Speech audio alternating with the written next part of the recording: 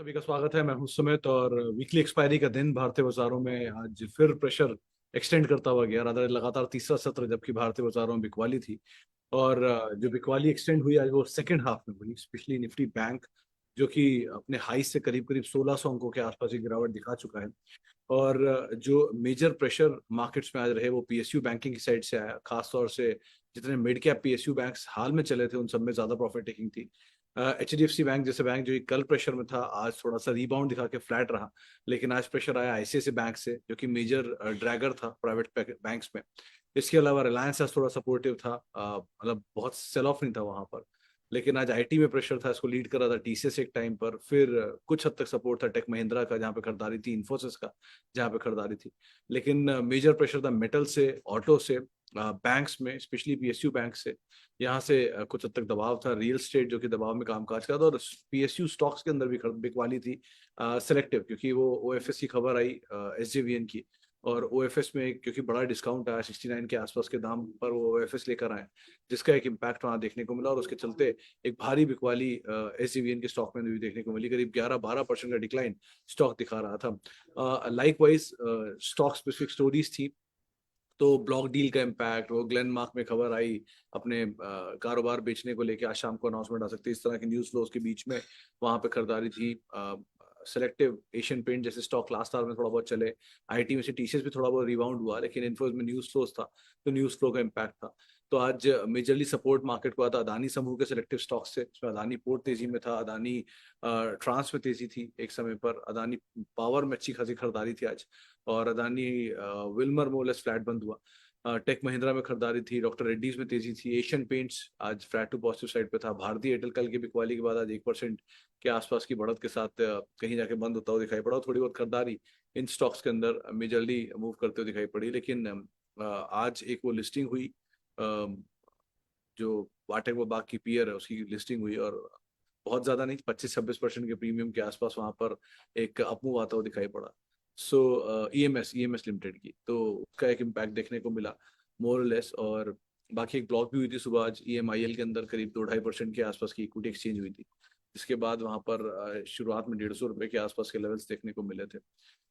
लेकिन मेजर आज जो एक्सीडेंट था वो तो एसजेवीएन ही था, जिसका इम्पैक्ट ना केवल एसजेवीएन में बल्कि तमाम पीएसयू कंपनीज में या फिर एनएसपीसीएस स्टॉक्स के अंदर भी आज के सत्र के अंदर आता हुआ दिखाई पड़ा। क्योंकि जहां जहां पर गवर्नमेंट की होल्डिंग 75% से ऊपर है, वहां एक बार को प्रोबेबिलिटी बन गई कि शायद उन स्टॉक्स के अंदर थोड़ा बहुत सेल ऑफ आता हुआ दिखाई पड़ेगा। दूसरा वो कैनेडियन पेंशन फंड जहाँ पे होल्डिंग रखता है वहां पर भी थोड़ा सेल ऑफ देखने को मिला। तो उन स्टॉक्स के ऊपर भी आपको नजर बना के रखनी होगी। लेकिन कल के सीवियर डैमेज के बाद एचडीएफसी बैंक आज more less flat flat to negative side पर कामकाज करता हुआ दिखाई पड़ा। एक समय में तो इनफैक्ट हरे निशान में आ गया था। तो बहुत ज्यादा नहीं, लेकिन हाँ थोड़ी बहुत फ्लैटिश टोन पे ही वहां पे कामकाज होता हुआ दिखाई पड़ा। गिरने वाले शेयरों में आज एम&एम का नाम था, आईसीआईसी बैंक, सिप्ला, एसबीआई, ये कुछ ऐसे नाम थे जहाँ पे बिकवाली आते हुए दिखाई पड़ रही है। चलिए अब सवाल जवाब का सिलसिला शुरू कर लेते हैं, बातचीत कर लेते हैं कुछ सवालों पर भी। सबसे पहला सवाल शिवांग जी का है कि अभी मार्केट में क्या करना चाहिए सर? रेस्ट लेना चाहिए, लार्ज कैप में पैसा डालना चाहिए, जहाँ प्रॉफिट है वहाँ बुक कर लेना चाहिए? सीधी सी बात है। मतलब जिन मिड कैप स्मॉल कैप में बढ़िया पैसा बन रहा है, मल्टी बाय अप्लाई हो चुके हैं, जैसे कि डिफेंस, जैसे कि पीएसयूज, जैसे कि रेलवेज, जिनमें बहुत स्ट्रॉन्ग अपमूव आया है, हाँ आपको प्रॉफिट होगा, ऑब्वियसली थोड़ा थोड़ा प्रॉफिट ले लीजिएगा। और जहाँ पर लार्ज कैप में वैल्यू है, be it Reliance, HDFC bank, even TCS, UPL, इस तरह के कुछ नाम जहाँ पर करेक्शन है वहाँ पर आप देख सकते हो, एंटर कर सकते हो। और कंपेरेटिवली बेटर सिचुएशन में है वो। और अगर आप नहीं कुछ ले सकते हो तो शांति से रहो, अभी कुछ मतलब बेटर हो, आराम से आप टाइम दीजिए मार्केट को थोड़ा सा। क्योंकि फ्रॉथ तो बहुत ज़्यादा है, वो थोड़ा कूल ऑफ होगी ही होगी। और जानकार माने कि शायद 19,375, 19,300, 19,400 इन जोन्स के आसपास कहीं जाके थोड़ी बहुत फ्रॉथ निकलनी चाहिए मार्केट में। क्योंकि मिड कैप में करेक्शन बहुत टाइम से ड्यू है और वो ट्रिगर पॉइंट मिल गया उसको, तो उसके आधार पर बिकवाली हो रही है। सो थोड़ा सा तो राइट साइज होने की जरूरत है मार्केट को, तो राइट साइज होने दीजिए। ऐसी तो कोई दिक्कत अभी मार्केट में लग नहीं दिया सब ना, स्ट्रक्चर वाइज तो। अह, जिग्नेश जी का सवाल है सिरका पेंट्स एंड प्रकाश पाइप में फ्रेश बाय करने के लिए। जिग्नेश जी, सिरका पेंट से बेटर तो आप एशियन पेंट ही देख लो, ज्यादा अच्छा लगा। वो आता है आपको, टिकट साइज बड़ा दिखेगा, 3200 रुपये का भाव है। लेकिन पेंट में स्टोरी तो ठीक है, अभी एंटर किया सकता है मिड कैप में भी और लार्ज कैप में भी। बारिंग ग्रासिम की एंट्री, ऐसा तो कोई थ्रेट है नहीं किसी भी पेंट कंपनी के। लेकिन आज तो पूरा ही चला था, बर्जर भी तेजी में था, एशियन भी तेजी में था। तो थोड़ा थोड़ा तो आप एंटर कर सकते हो उसमें, बट एक थीम रहेगी फेस्टिवल, आप अगर इसको सिरका को ढूंढ रहे हो तो। लेकिन इसमें ये थीम्स वही रखना, आप फेस्टिवल के हिसाब से ही एंटर करना, और फेस्टिवल की थोड़ी पैसे मिल जाना, निकल भी जाना। और बाकी प्रकाश पाइप तो ऑलरेडी बहुत चला है, इसको तो अभी अवॉइड ही करो, ज़्यादा बेटर है। पाइप में तो आपके यहाँ वो एक उसकी अहमदाबाद की कंपनी थी, क्या नाम था उसका, रिसेंट आईपीओ आया था, वो भी बहुत चला। तो पाइप के लिए तो थोड़ा फिर भी एक बार को अवॉइड कर सकते हो कुछ नाम। लेकिन हाँ, पेंट में एक बार को देख सकते हो सिरका को कुछ दिनों के लिए। थैंक यू घोष साहब, thank you. Should we invest और listing gains again in stock market, if so then what will be the part of view for picking the stock small cap? देखिए सर, पहली चीज, अगर आपने लिस्टिंग गेन के लिए कोई स्टॉक पिक किया है, से फॉर एग्जाम्पल, आप लिस्टिंग गेन ही, बहुत सारे ऐसे स्टॉक हैं रिसेंटली जिनमें मूव आपको मिलेगा, लिस्टिंग गेन से ज्यादा पैसा मिलेगा। लेकिन और स्टोरी भी बिल्डअप हो रही होगी, जैसे कि मैं आज ही कंपनी को देख रहा था, इसका आईपीओ होने वाला है, 20 तारीख को रादर खुला है, वो रियल स्टेट वाली कंपनी। सर इन टोटल वो कंपनी लॉस मेकिंग है पिछले 4 क्वार्टर से, 4,000 करोड़ या 2,000 करोड़ रुपए के आसपास का डेट है, और मार्केट कैप मिल रही है उसको 5,200 करोड़ रुपए की। ये कंपनी हुई रिसेंट आईपीओ जिसका होटल का बंद हुआ, वहां पर भी कंपनी लॉस मेकिंग कंपनी है, एबिटा पॉजिटिव है, टर्न अराउंड स्टोरी की बात है, 2,700 करोड़ रुपए की मार्केट कैप मिलेगी, 3600 करोड़ का डेट है। जुपिटर लाइफ, ये सब वो नाम है जो कि हाल में जिनके आईपीओ हैं, 80-85 के मल्टीपल पर ट्रेड हो। सो कुछ के वैल्यूएशन महंगे हैं, कुछ के डेट हायर साइड पर हैं, कुछ के प्रॉफिटेबिलिटी नहीं है, लॉस मेकिंग है। बीटा पॉजिटिव पॉजिटिव दिखा रखा है, लेकिन नेट प्रॉफिट में लॉस है बिकॉज ऑफ हायर इंटरेस्ट। सो बहुत कुछ ऑन द टेबल दिखता नहीं है जिसमें आप एंटर करो, तो अगर कहीं भी लिस्टिंग की ना तो आप निकल, पहली बात पैसा बनना ऑन द टेबल, मनी से अच्छा अकाउंट में मनी हो, ज्यादा बेटर है। सो अगर पैसा बन गया है तो आप निकल जाओ। अब निकल के कहाँ जाओ, निकल के जाने के लिए आपके दो चॉइसेस हो सकते हैं, इधर आप किसी डिविडेंड यील्डिंग स्टॉक में जा सकते हो जो कि आपको रेगुलर डिविडेंड पे करता रहे, तो आपको प्रॉफिट से प्रॉफिट जनरेट होता है। या आपके कोई ऐसी वैल्यू बाय जो लार्ज कैप में आपको दिख जाए, जिसको आप एक बार को तवज्जो दे सकते हो, मिसाल तौर पे कोई बड़ा स्टॉक, कोटक जैसे अब नीचे है इस समय, या एक समय पे एक्सिस बैंक नीचे था, या टीसीएस था कुछ दिन पहले, वो 3,000 3200 3300 की रेंज में। सो ऐसे किसी क्वालिटी लार्ज कैप को आप उस प्रॉफिटेबल अमाउंट से खरीद सकते हो, जो प्रॉफिट आप, तो एटलीस्ट वो भी सेफ हो गया है किसी एक बड़े एसेट के, एचडीएफसी बैंक से for example। तो इस तरह के एसेट के साथ आप उसमें पार्क कर सकते हो अपने पैसे को, ताकि वो फ्री का पैसा या जो प्रॉफिट का पैसा है वो भी किसी अच्छे एसेट के साथ बिल्डअप रहे। सो इस वे में आप डाइवर्सिफाई भी कर सकते हो और एक अच्छा पैसा ही बना सकते हो, और फिर कैपिटल से कुछ और इन्वेस्ट कर सकते हो।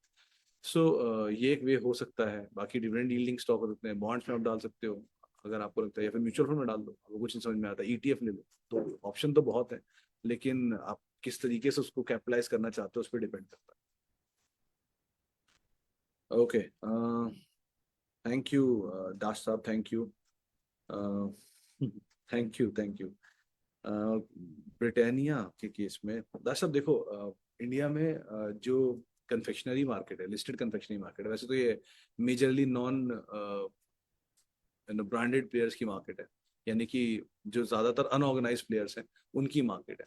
लेकिन ऑर्गेनाइज प्लेयर्स में दो बड़े प्लेयर हैं, एक तो ब्रिटानिया और पार्ले। तो ब्रिटानिया के पास 38% मार्केट शेयर है इसमें, और 42% करीब मार्केट शेयर ओन करता है Parle. Largest player is Parle, 38 और 32, सॉरी 38% है पार्ले के पास और 32 है ब्रिटानिया के पास। तो करीब करीब दोनों मिला के 70% मार्केट डोमिनेट करते हैं।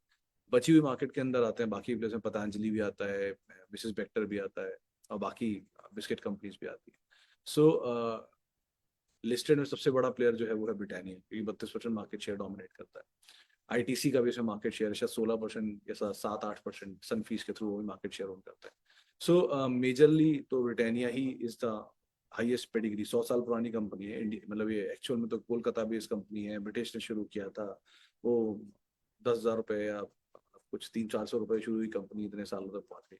तो इस तरह की स्टोरी तो उसमें है ही, बट अभी ये इट्स ओन्ड बाय बढ़िया ग्रुप, तो ऐसी कोई दिक्कत नहीं है। मतलब स्ट्रॉन्ग पेडिग्री है मैनेजमेंट की, स्ट्रॉन्ग प्रोडक्ट प्रोफाइल है, स्ट्रॉन्ग कैश फ्लोज है, बढ़िया डिविडेंड पे ऑफ करती है, डेट फ्री कंपनी है। सो ऐसा कुछ है नहीं इसमें आप इसे ना होल्ड करो। ये इन्वेस्टमेंट ग्रेड स्टॉक है और नेस्ले की कैटेगरी का स्टॉक है, क्योंकि ना केवल ये कन्फेक्शनरी में है बल्कि बेकरी प्रोडक्ट्स के साथ साथ ये milk and milk related products के अंदर भी। सो अच्छी कंपनी अगर आपके पास है तो आप आराम से होल्ड कर सकते हो, और कहीं नीचे मिल जाए तो आराम से ऐड भी कर सकते हो। रादर SIP बेस्ड स्टॉक भी है, तो ऐसी इसमें कोई ट्रबल नहीं है। ये बहुत स्लो मूविंग स्टॉक और क्वालिटी कंपनी, तो डिविडेंड पे ऑफ है अच्छे। अकॉर्डिंगली आप अपने पोर्टफोलियो का कोर हिस्सा बना सकते हो उसे। Okay, long-term investor stock like ITC, Exide, and TCS are most of doubled. Do I need to book partial profit? My investments are since 2017-18, waiting for bonus. Family says, where's my profit? तो समीर जी देखो, family says base से profit पे depend करता है कि family ने कितना time frame आपने उनको मेंशन किया था। अगर आपने उनको मेंशन नहीं किया था कि ये 3 साल में वो प्रॉफिट दे दोगे, तो दिखाई दो प्रॉफिट, सर ये लो जी प्रॉफिट। और दूसरी चीज, अगर आप ये मान रहे हो कि ये लॉन्ग टर्म इन्वेस्टमेंट है, तो लॉन्ग टर्म में आपका पैसा ऑलरेडी डबल है, तो अगर आप हाफ कैपिटल निकाल भी लोगे तो भी पैसा तो आपके पास फ्री है ही, वन पार्ट। बट क्योंकि आपके एक साइड को छोड़ दो और TCS और ITC दोनों को छोड़ दो, तीनों का जो कंपैरिजन हो ही नहीं सकता। TCS the largest IT company, ITC is the largest cigarette manufacturer, plus एक one of the major FMCG company, largest agri company as well, और एक्साइड के केस में बैटरी की मेजर है। सो है तो तीनों मेजर ही, तो क्वालिटी वाइज तो तीनों में कोई इशू नहीं है, बट प्रॉफिट इज क्रूशियल। तो या तो एक का प्रॉफिट निकाल लो, या 50% प्रॉफिट निकाल लो, या 25% प्रॉफिट निकाल लो, तो प्रॉफिट भी आ गया आपके हाथ में, और एग्जिस्टिंग होल्डिंग को आप होल्ड भी कर सकते हो। लेकिन इनको क्योंकि आपकी 2017 ही खरीदारी है, तो अभी कॉस्ट ऑलरेडी 3 टाइम्स हो चुकी होगी वहां से, क्योंकि ITC 200 रुपये का स्टॉक 500 रुपये में चल रहा है। इवन TCS भी जहाँ आपने खरीदारी की हुई 1100-1200 रुपया रहा होगा, और उसके बाद एक बोनस शायद आया भी होगा, नहीं भी आया तो पॉसिबिलिटी है। देखिए TCS में तो पॉसिबिलिटी है कि एक बार को बोनस आ सकता है, लेकिन अभी या कभी भी। लेकिन ITC में पॉसिबिलिटीज कम है, क्योंकि ऑलरेडी बहुत बड़ी इक्विटी डाइल्यूट कर रखी है। प्लस ITC में एक डीमर्जर अनाउंस हुआ है, तो कुछ ही दिन में वो आपको होटल शेयर मिल ही जाने चाहिए, जैसे जैसे उनकी रिकॉर्ड डेट्स आएंगी।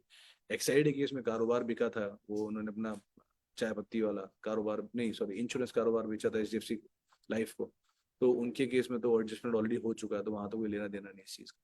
सो तीनों की पेडिग्री अलग है, दो के डिविडेंड पे ऑफ्स अच्छे हैं, तो आप बने भी रह सकते हो, होल्ड करो, कोई इशू नहीं है। लेकिन अगर कोई प्रेशर है तो आप थोड़ा कैपिटल निकाल के हाफ दे भी दो, तो भी you still have a big quantity left with you, तो आराम से उसे होल्ड कर सकते हो। ओके, फेसबुक फेसबुक फेसबुक के सवाल का, ओके, फेसबुक पे जो सवाल आए हैं उसमें पहला सवाल, NHPC for long term investment.